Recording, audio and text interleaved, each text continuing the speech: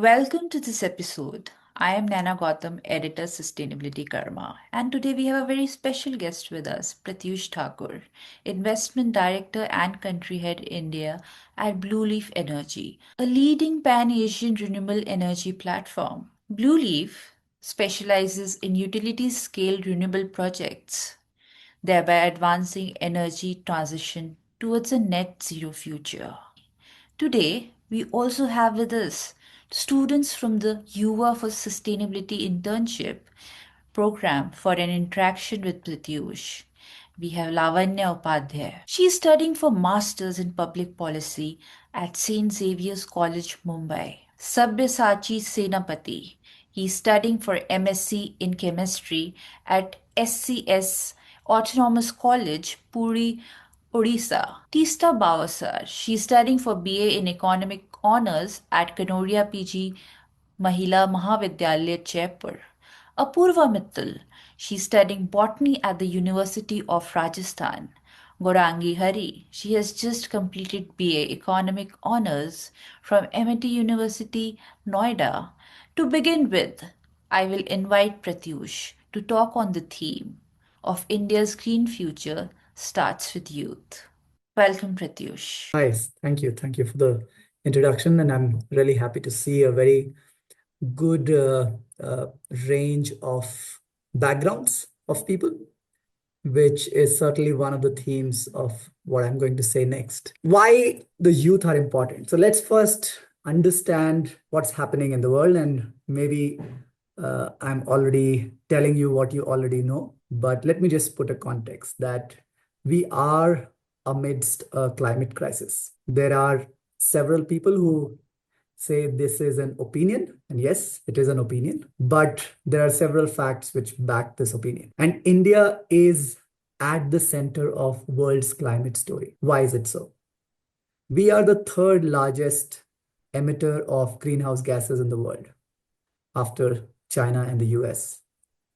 And we host about 1/6 of humanity. So in essence, we are one of the largest emitters, and that emission impacts a significant amount of people in this world. One may argue that on a per capita basis, we are not emitting as much compared to the developed world. So we are at, say, about 2 tons per person per annum, as against a 12 to 14 tons per person per annum.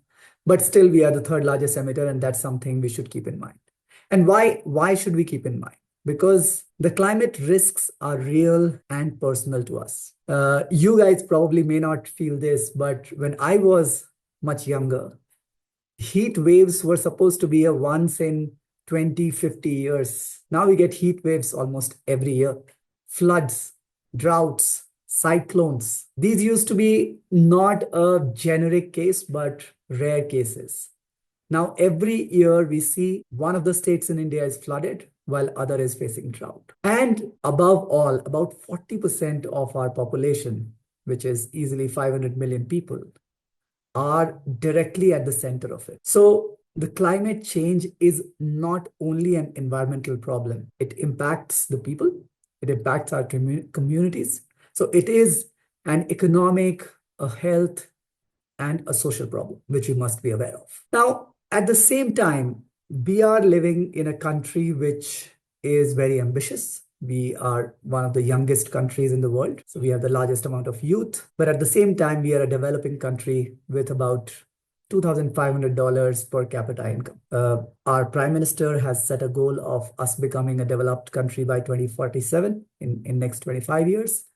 And there is a foundation to that goal, that every Indian can lead a dignified life, right? We have a standard of living which everyone deserves, everyone who's taken birth in this world. But what is going to be the path to get to that prosperity or developed country status? Are we going to follow the West?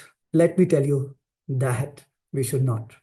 And I'll put some numbers here. The average per capita consumption and consumption-led emissions for Americans is about 18 to 20 tons per annum, which is about 9 to 10 times of what we do in India. An average European generates about 7 to 8 tons, which is about 4 times India's level. Now you imagine if all of us 1.5 billion people, maybe in 10, 20 years, it'll be 1.6, 1.7 billion people, start consuming as much an American consumes, we will need 10 Earths for us to live in.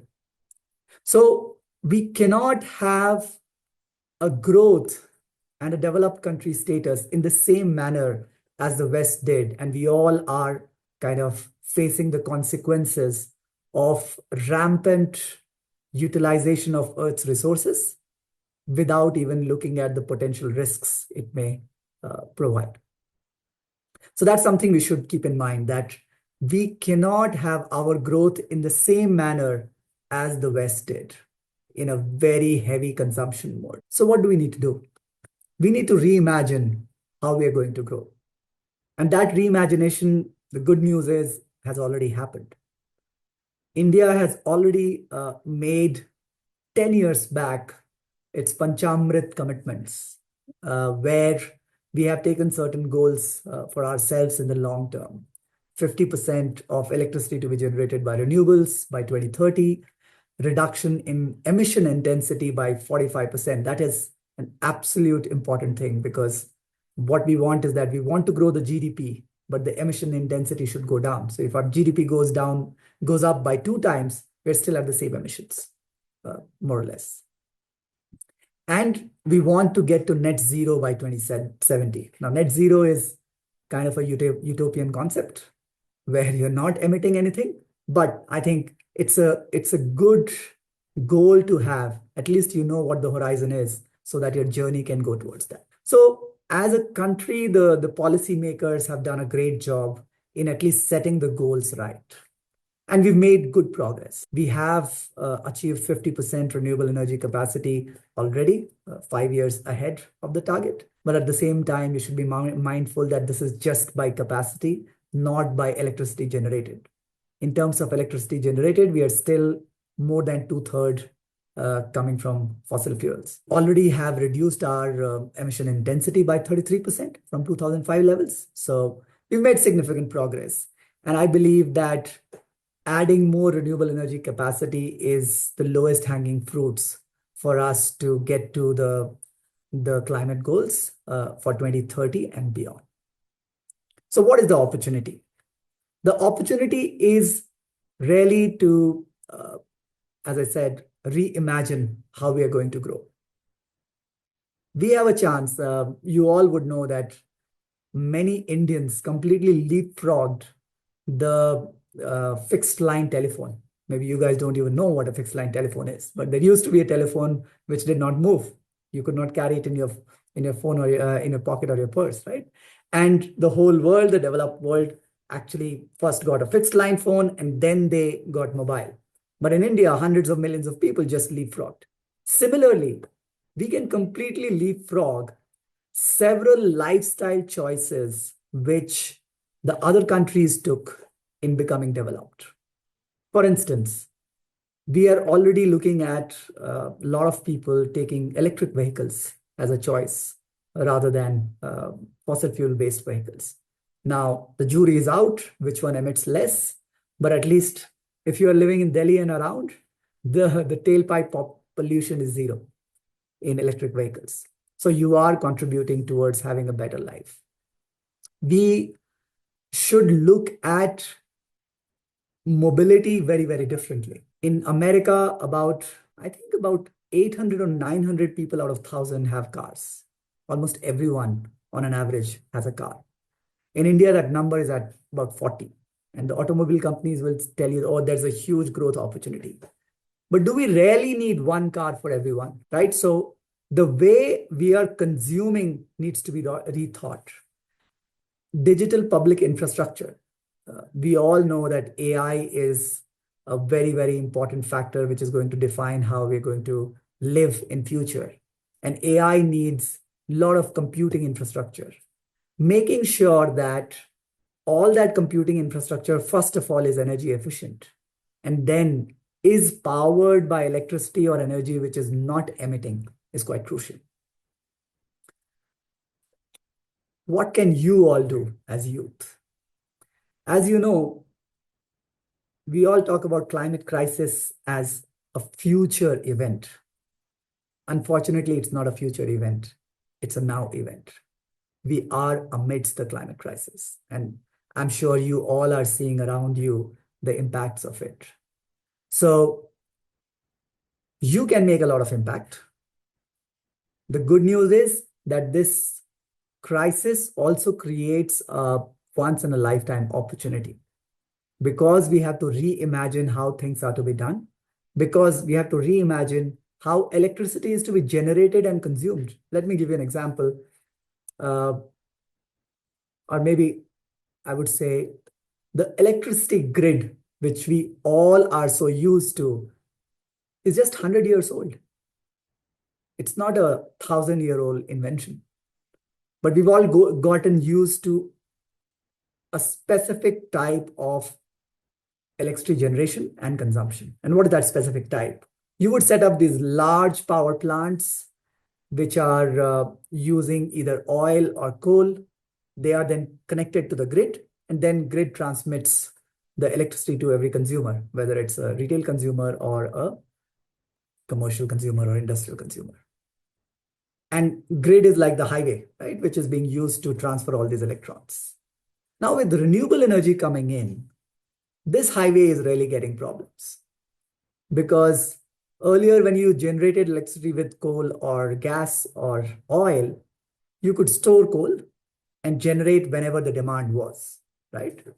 But now with solar and wind, we can generate when the weather permits.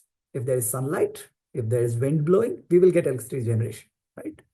So the demand has to be reimagined.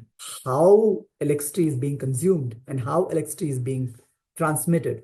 And that's what we call in our sector as grid integration of renewables. That's a huge opportunity, because renewables today are the cheapest source of generating electricity. They are here to stay.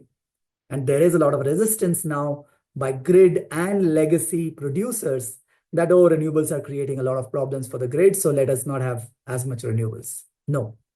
Let us look at what can we do to change how the grid operates. What can we do to change how consumers consume power? Right? So there's an opportunity. There's a huge opportunity on adding generation capacity. We're right now at about 200 gigawatts. The target by 2030 is 500 gigawatts. And if we have to get to net zero, we need 4 terawatts of renewables. So we need to get to about 20 times from where we are. Humongous opportunity in that way. And at the same time, mobility is another opportunity where we are looking at mobility completely differently. What kind of cars we use, what kind of buses we use, what kind of marine fuels we use. So there's huge opportunity there. I would just close by saying that we are amidst a crisis, which all of us and who are living in this generation are going to experience the most.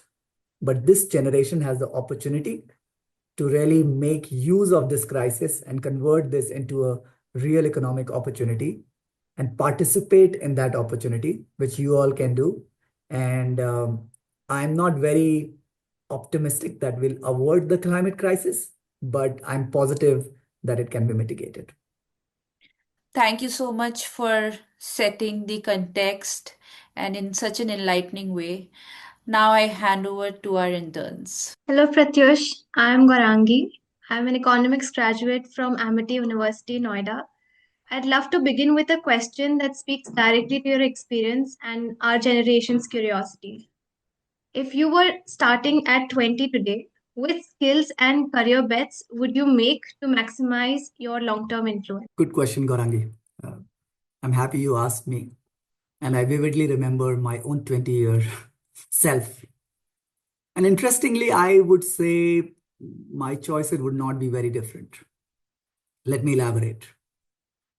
The world we are living in is uncertain, but at the same time creates different opportunities. The only difference which I see today compared to 25 years back when I was 20 um, is that it's changing much faster than earlier.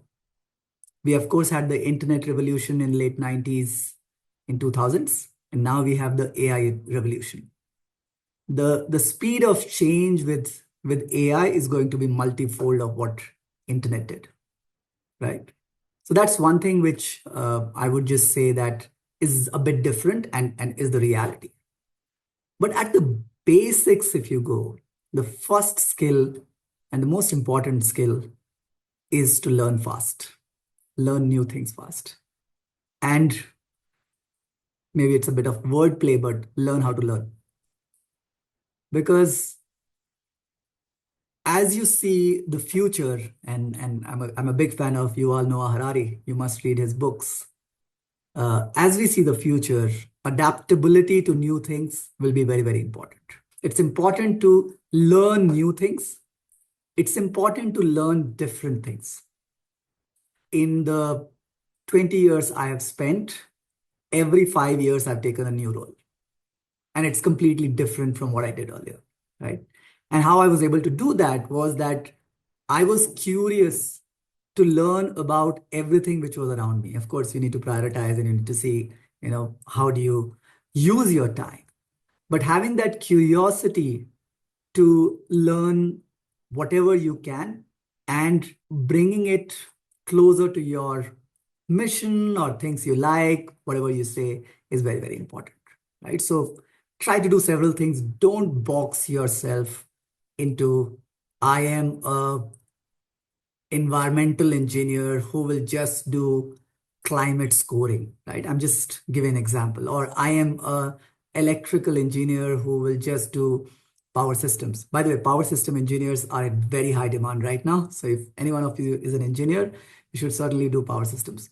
But my point is that if you are 20 years today, or if I was 20 years now, I would look at learning different things, exposing myself to new ideas. And today, in today's India, being an entrepreneur is much easier than what it used to be 20, 30, 50 years back, right? So I would certainly encourage all of you to become entrepreneurs. Now, becoming entrepreneur doesn't mean that you need to not get a job and you just need to do a startup or set your own shop. I mean, that's a choice, of course you have. But even if you are in a job, you can be entrepreneurial, right? So having that entrepreneurial bent of mind. And what is entrepreneurial bent of mind? What do entrepreneurs do? Entrepreneurs solve problems, real problems, which the communities need, right? So go in the communities, try to understand what their problems are and solve those problems with your skills, with your curiosity, and with a lot of hard work. Thank you for that insightful answer, Pratyush. My name is Lavanya. I'm currently pursuing my master's in public policy from St. Xavier's College, Mumbai. And I also hold a graduate degree in English literature. So you've partly answered my question. I was going to ask about what do you think, what emerging roles or career paths young professionals like us can look forward to in the next coming 10 years? So how do people from different backgrounds then go into this area of climate entrepreneurship? Any course, if you are taking it as a mean to understand the world and understand how people think and people live, you'll be able to make sense of it, right? But if I go a bit more technical on what kind of job roles which would be available. So one, as I said, power systems engineers, huge demand, right? Climate finance professionals. These technologies require significant investments, right? So that investment needs to be mobilized, right? And investments are both debt and equity. So you could join banks, you could join equity companies, or you could join companies like us who are renewable energy companies. There could be sustainability linked roles, right? And sustainability is one of the things I see as recycling. It's going to be a huge opportunity. We are putting humongous amount of panels, solar panels and lithium batteries. These have lives of 10, 15, 20, 30 years. And some of them have been already there for 15 years, right? no one has a clue how they'll be recycled. People have some clue, but I'm saying we haven't really found the most optimum solution for that, right? And this will be a requirement because every policymaker will have to recognize this as a real objective for themselves, right? So recycling would be a big one. Electric mobility is a huge one, where looking at how mobility works, and mobility is not only getting electric vehicles, the whole infrastructure around it, the charging infrastructure, the software around it, the applications which consumers can use in charging. Potentially, we could in future also have vehicle to grid solutions where the batteries in the car could also be selling power into the market, right? So the whole power market is going to be very, very interesting, right? So there are multiple jobs. The basic skills you have to learn is problem solving, critical thinking, right? And being very curious. Thank you. Thank you so much. I am Sabyasachi Senapati, currently pursuing my MSc in chemistry from SS Autonomous College, Puri from Odisha. My question is, what skill must young entrepreneurs develop today to contribute effectively India's clean energy transition and rural development? Good to see someone from Odisha. Entrepreneurs, as I said, entrepreneurs are problem solvers, right? So the first of all, you need to go and understand what the real problems are. Going and understanding the real problems are very, very important. And for that, you have to spend time with the communities. Go to the basics. And really, you'll go to the basics if you are in the communities, if you're talking to real problem. You have to, of course, choose. So you have to dream big, but start small. Choose a small problem and move fast, right? So solve one small problem and quickly move to a bigger problem, and then quickly move to the third problem, right? Of course, you have to make money also on the side. That's important. But ultimately, you have to find the problems which you believe you can solve and you believe you'll have fun in solving, right? Ultimately, if you're not having fun, then you will not be successful. Right, so these would be the basic skills, if I may say. But in terms of if you see industry or type of things which are available, grid integration is going to be a huge opportunity on both hardware and software side and business side. So I think I believe working in that area would be quite useful. It is a very early stage. There are hundreds of startups working there, and there'll be some who will emerge as say leading ones, but grid integration in my view is a big one, and electric mobility would be the second one. Thank you. I am Tishtha Bhavsar, pursuing economics honors from Kanauria PG Mahila Mahavidyalaya, Jaipur, Rajasthan. And I'm curious about knowing how can sustainability evolve into a true mass movement driven by the power of youth. You're saying movement, and I really like that word, is because that shows the intensity of what needs to be done, right? It has to be a movement.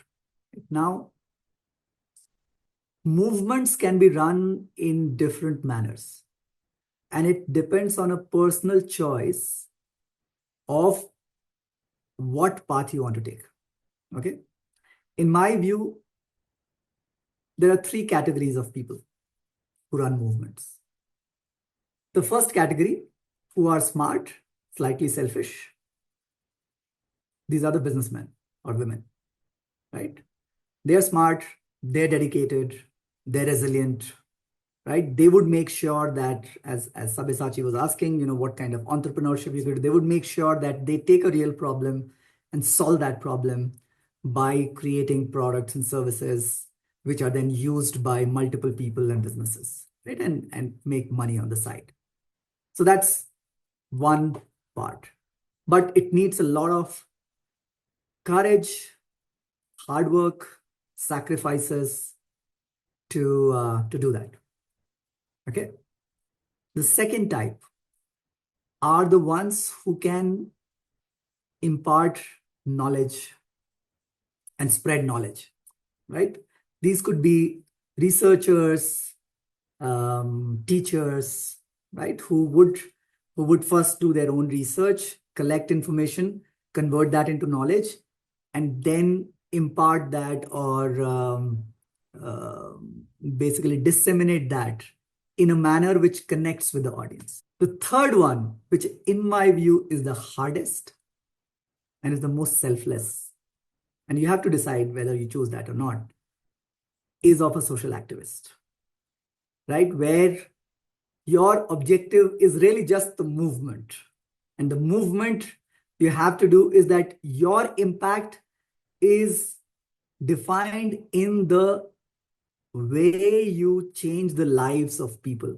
Again, it's your choice whether you define the change in life in terms of quality of life, a number of people you impact, but you don't get anything on the side.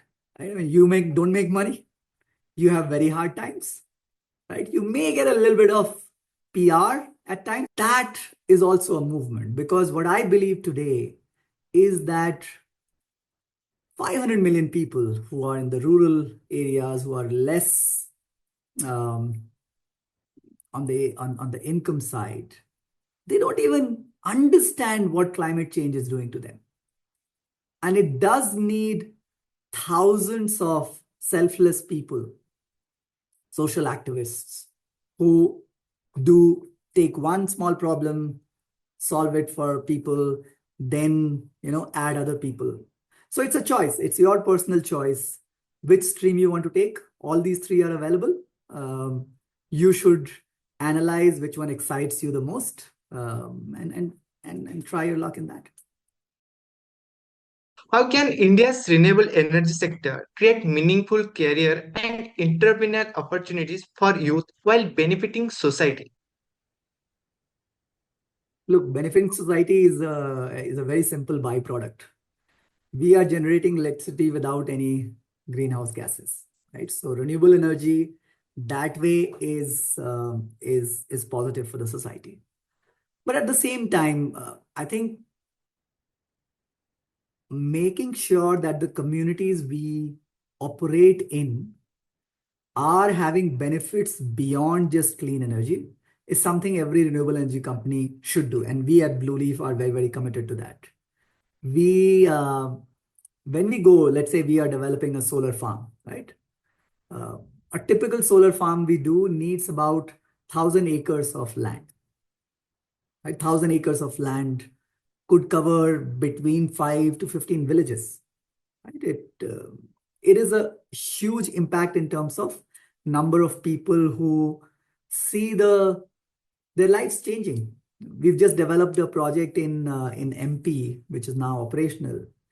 2 years back, when I went there for the first site visit, the landscape back then and landscape today is completely different. There were no wind turbines there. There were no solar panels there. The communities there didn't even have a clue what these things are. And now they see all these turbines, they see all these solar panels, right? And funny stories, some of them feel that these wind turbines are picnic spots. They go there and just have a good time, take some food and have picnic. But it's risky. It's not, we don't advise that. But the point is that the communities see their lives changed, right?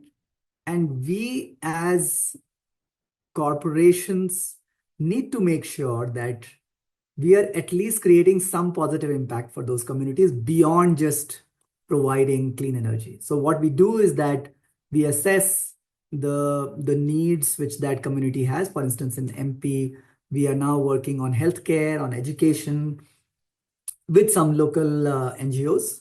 We have set up a mobile medical unit, which basically patrols in different villages, provides basic medical services with a couple of nurses and a doctor, right? So there are several things, and these things don't cost a lot of money. Ultimately, going to the basics, go in the community, understand their needs, and give them something which they have tangible impact in short time. Actually, it is very inspiring, and I will do in our society. Thank you for hearing. Thank you. Sure. All the best to you on that. So my next question to you is sort of a segue into a more broader lens. We've been talking about India, and you mentioned in your introductory address to us that how India has the potential of being a leader in the global south when it comes to green transition.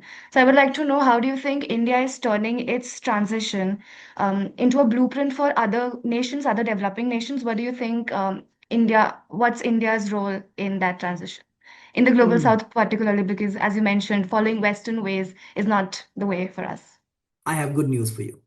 I have worked in a few countries in Asia because our company is a Asia-wide company.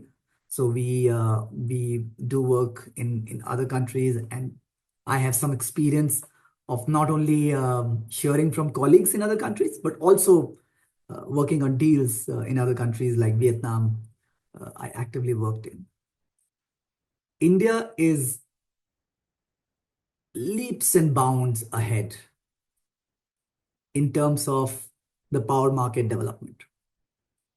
The things which we have done on how renewable energy development is structured in terms of contractual structure, in terms of access to market, in terms of financing, attracting equity is just tremendous, right? There are a few things which are not even available in developed markets for that matter. Even Japan is learning a few things. So I'll give you an example. Now there's a lot of solar coming in, and in daytimes what's happening is that there's not as much demand in the grid. So the grid power prices are falling to very low levels, right? That's called a duck curve in our sector. You can Google it later. But what that does is for buyers are the distribution companies, the utilities, the large industries. They don't want to buy long-term contracts on solar anymore because they see already in the market the price is 1 rupee or even lesser at times. Why should I pay a 2.5 rupees for a 25-year contract, right? So what was done, and beautifully done, was that there was a new tender which came, which said now you put solar and battery and sell power only at night. And the buyers will buy power at night on a contract. And buyers are willing to pay 6 rupees for that because prices in the power market at night can go up to 7, 8, 10 rupees, right? These things, I remember we were discussing with colleagues in Japan 6 months back, oh, we will do this, we should develop something like this, shift power from daytime to nighttime. We are already doing that and at huge scale, right? So that's tremendous. In terms of the products available on the power markets, we have a spot market, which is very, very active. It's called a day-ahead market, Indian Energy Exchange. You can look it up. We recently opened the derivatives in power. But at the same time, power trading is allowed. Generators and buyers can structure any kind of contract. So the innovation on the contracting side is just tremendous. And that is backed by a strong setup, a strong contractual setup, which has been set up by the central government. We still have a problem of poor credit quality of the distribution companies, which are owned by states and don't have strong financial strength. But that is supported by, or that is mitigated by a very strong contractual framework at the center through these renewable energy intermediaries. So there are several things. India has set up the International Solar Alliance, which India leads, and several African countries, South American countries, Asian countries are members of that group, and we are kind of sharing knowledge, insights there.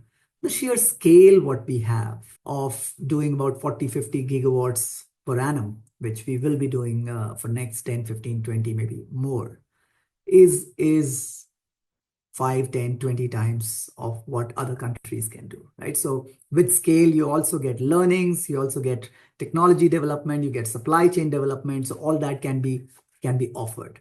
But at the same time, we must remember there's competition from China, and China is far ahead from us. And there are many countries which are closer to China, right? So what we need to do is to focus on becoming more efficient, um, focusing on innovation rather than just deployment, which our focus has been so far. And that deployment, of course, recently there's been a lot of focus on domestic manufacturing, but that has been supported more by tariffs and trade barriers and non-trade barriers rather than real innovation on that side. So I would say that we need to focus on innovation. We need to continue innovating. We've done very well on the power market side. We need to do that more in manufacturing, software, operations, which is going to be the key. But we are facing a huge skill challenge at this moment. Today in renewable energy, I talk to all the CEOs all the time. The top two problems are getting land and getting people, right? And one would be surprised that in a country with so many people and so many colleges and so many young people coming out, we have a real skill shortage. So what we need to think about is, what are we learning?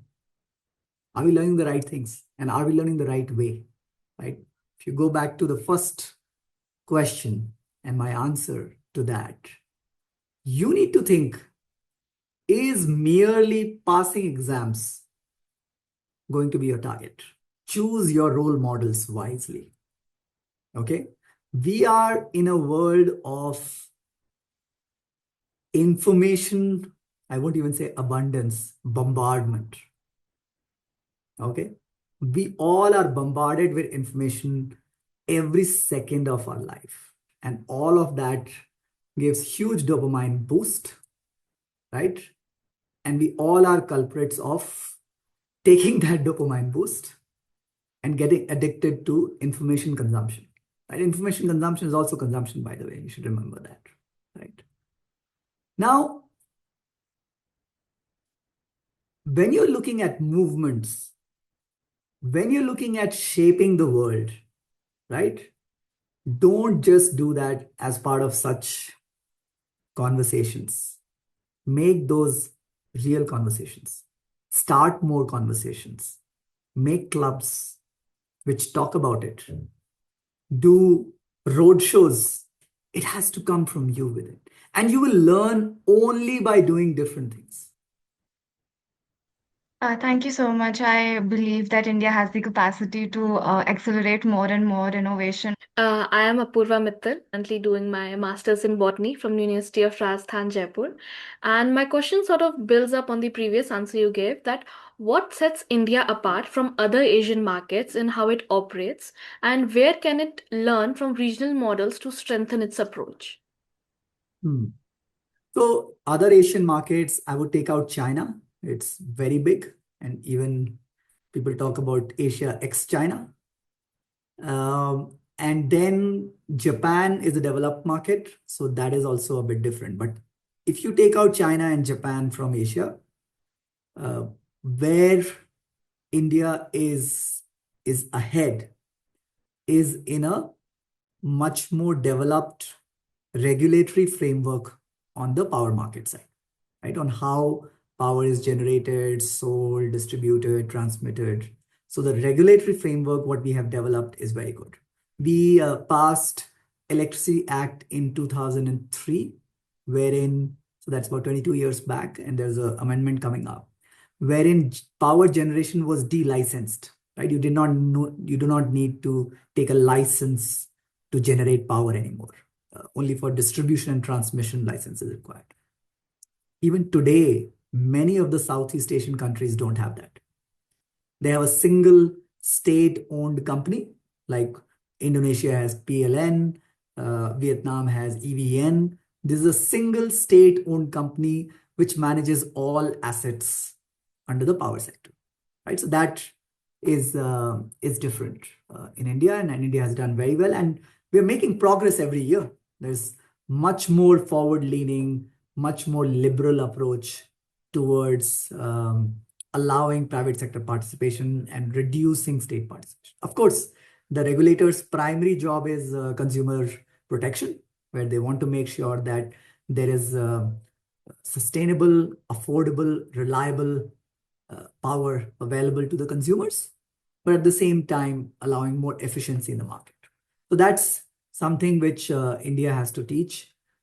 Scale, as I said earlier, the amount of development we are doing is much higher than what others are doing. Now, what we can learn from more developed markets is to cut a bit of regulation. Sometimes the regulations are too much. So that's something which we need to reflect on. I'll give you an example. We have a power market where people can freely trade, but the government has set up a ceiling price of 10 rupees, that the price of power on the market cannot go beyond 10 rupees. Now, this ceiling used to be 20 rupees 3 years back. And during COVID or post-COVID, the power prices started going up because of low supply. And then the regulators came in, oh, this is not good for the consumers. We need to cap it at, first they capped at 12 and then at 10, right? Now, one may argue that this is good for the consumers, but it's not good for the market, because today, if someone wants to set up a battery storage project where they're charging during less price hours and selling in high price hours, that will support the grid, that will create more renewable capacity, but they cannot do because it's not viable. The spread between low and high is not good enough, right? So this was just an example where the regulation needs to be thought in a more liberal way, where you can attract more investments. And that is something we can learn from other developed markets. And the second one is technology, of course. We have manufacturing in the country, but we trail on the technology curve. So what we need to do is really focus on research and development so that we can leapfrog some of the technological growth and say adopt few technologies in the value chain, which are either at the forefront or ahead of the market. Thank you, sir. Tying into the previous question, sir, I'd like to ask, as India accelerates its renewable energy expansion, what promising but often missed avenues should young professionals pursue, and which subtle shifts might redefine the country's energy future? Policy is a huge part of investments in this sector. We are a regulated sector, so understanding policy and then shaping policy is going to be quite important. So as I said earlier, you could take any of those brackets, get a job, become a teacher, become an advisor, become a social activist, again, depending on your preference. Shaping policy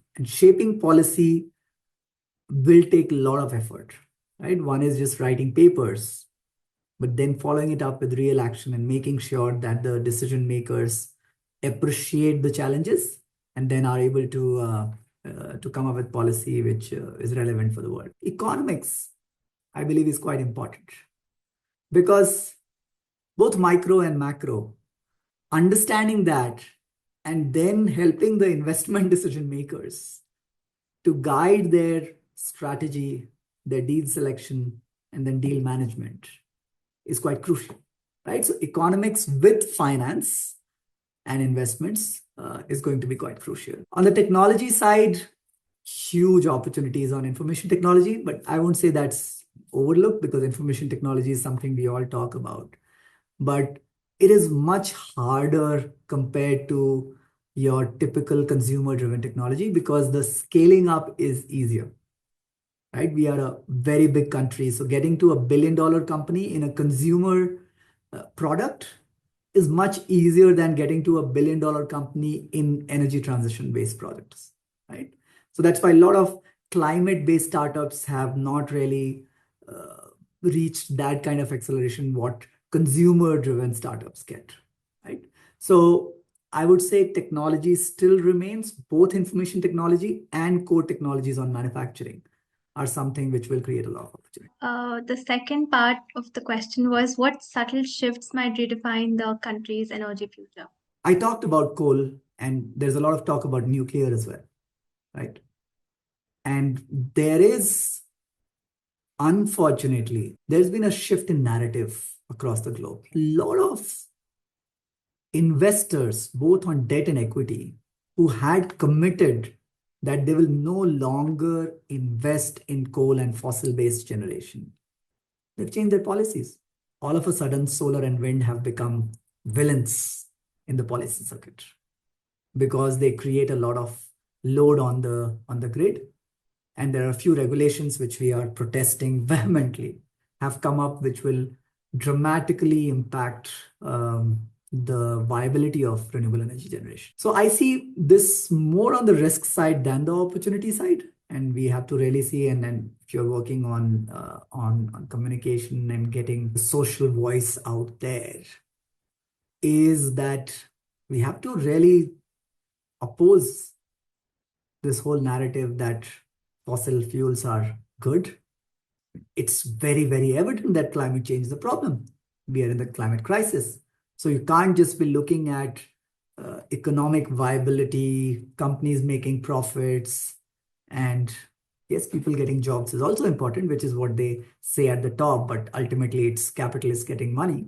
So my point is that this subtle shift, if not arrested, might set us back. Thank you for offering us that perspective of the renewable energy sector. Sure. Any more questions? So, looking ahead, how might Blueleaf's innovation and social impact efforts define its role in global sustainability landscape? See, Blueleaf is an Asia-wide company. So we will certainly make Asia-wide impact, but also global, because the fund which is investing into us is a global fund, and they see what we are doing and then kind of transfer it to other countries, and we learn from other countries as well, right? So whatever we do would create global impact. Now on innovation, what we did in our first project was quite innovative. It was a very innovative commercial structure wherein we kind of, and this is a legal concept, we broke down the clean energy into two parts, clean and energy. Now, clean is defined as the rights to claim that you have supported development of new clean energy. And those rights are globally traded in form of certificates. These are called international renewable energy certificates. So we got our project registered on that, and then invited a large tech company and told them, okay, we are going to generate these certificates. Will you buy it for a long term at a fixed price? And they said yes. And we got a contract at fixed price. Now that gives a base revenue to the project. Then we had the electricity to sell, and which is no longer green. So the only way we could sell was on the power market. Now, typically solar or wind projects in the country do not sell all of its production on the power markets because it's difficult to get financing for that. But we also cracked that problem. We went to a power trader and told them, we want to sell all this power on the power market on day-ahead basis. Can you give us a floor price, like a minimum price? Whatever is happening in the market, we get minimum that. And for you to give that, we're happy to share the upsides with you. So if I get a higher price, I'll share a part of that with you.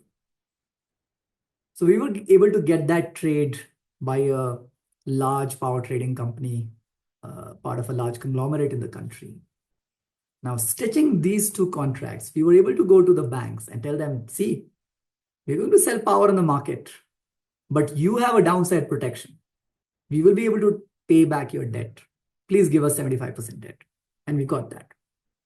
Right? So that was a very innovative deal structuring which we did. And that supported a $235 million investment. Right? So these kind of innovations we feel very confident about. Right? Where because of the investor also, we have Macquarie, which is one of the largest infrastructure investors in the world. They have a long history. They have got good networks, a good reputation, and also the belly for risk to some extent, if well structured. So that kind of innovation we've done. Now, coming to your second point on social impact, the same project. The good news was that this tech company we were dealing with, they were also very, very focused on doing positive impact for the communities we were doing business in, right? We were setting projects in.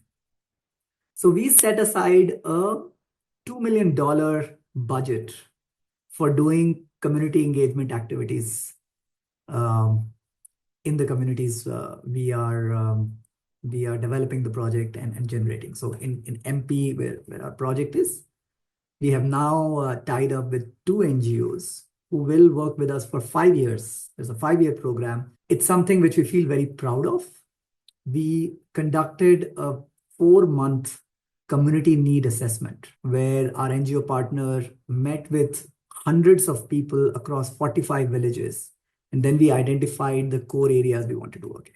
So what I want to say is that we believe very strongly in proper community engagement with the communities we work in and providing some support which can help their basic needs. With corporations coming in and supporting the government on top of it is something which will be tremendous. We've launched a program called Blueleaf Cares, which is working with these NGOs and doing community engagement work.